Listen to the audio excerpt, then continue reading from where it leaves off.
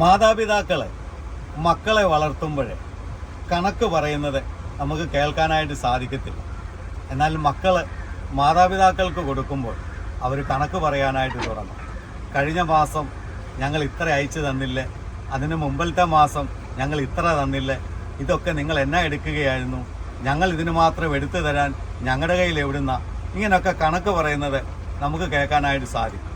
എന്നാൽ ഓരോ കുഞ്ഞുങ്ങളും വളർന്നു വരുമ്പോൾ ആ കാലഘട്ടത്തിൽ ഏതെങ്കിലും മാതാപിതാക്കളെ കണക്ക് പറയുന്നത് നമ്മൾ കേട്ടിട്ടുണ്ട്.